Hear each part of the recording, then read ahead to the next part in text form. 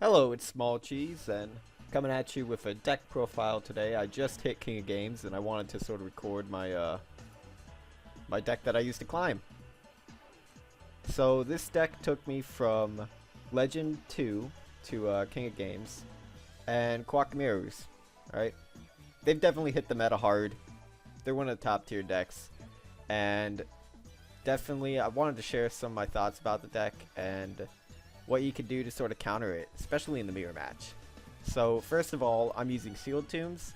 I used a balanced build of Koa'kiMeiru's from for like Legend 1 and climbing out of Plat at the beginning of the season, but it definitely I just don't think that that's the most optimal way to build the deck. This is what I finally ended up using for my balanced build.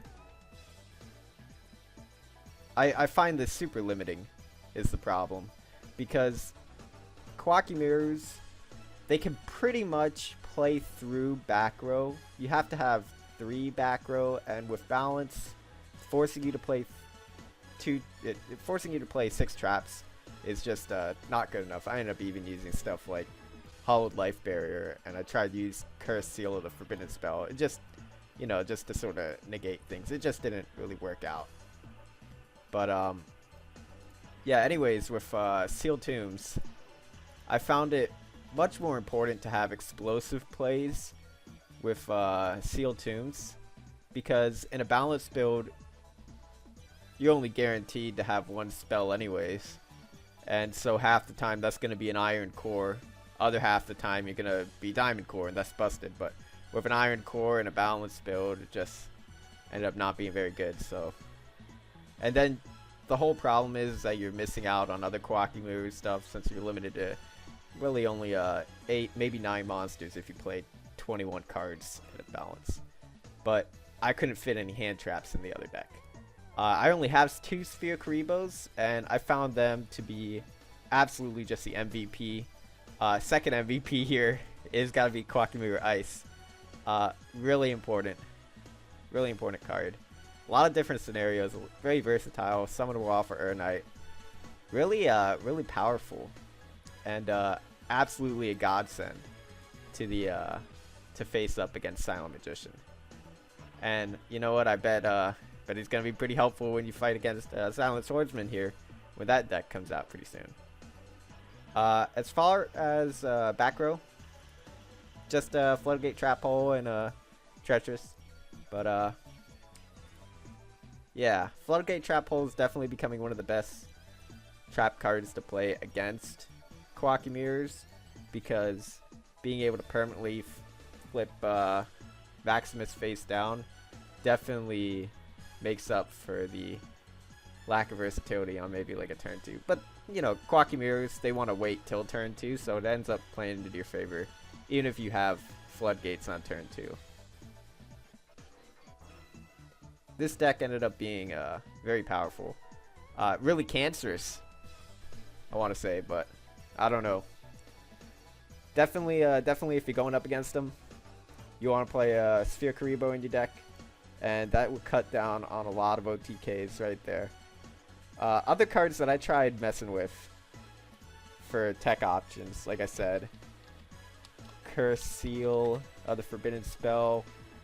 This card ended up not really working. It was really great in a lot of situations, you know, with balance, discarding an Iron Core to basically ban a spell for the rest of the duel. It was fun.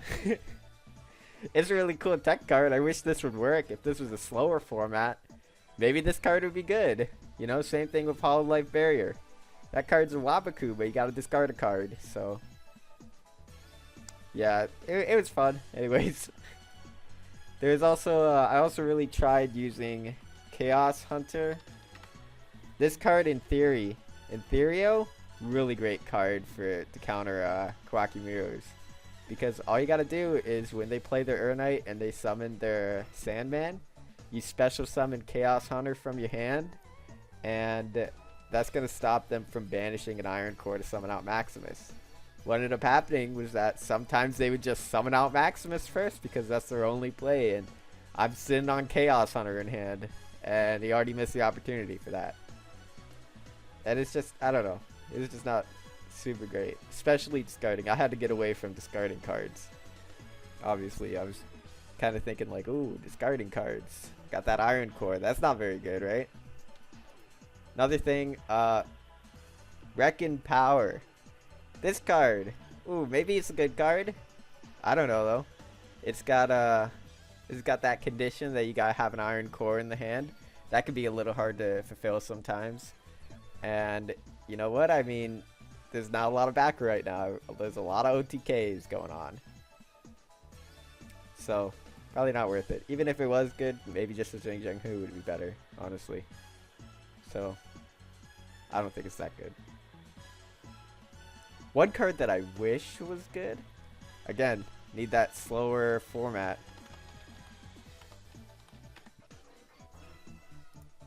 Hydro Barrier. I wish. I tried putting in this deck so many times.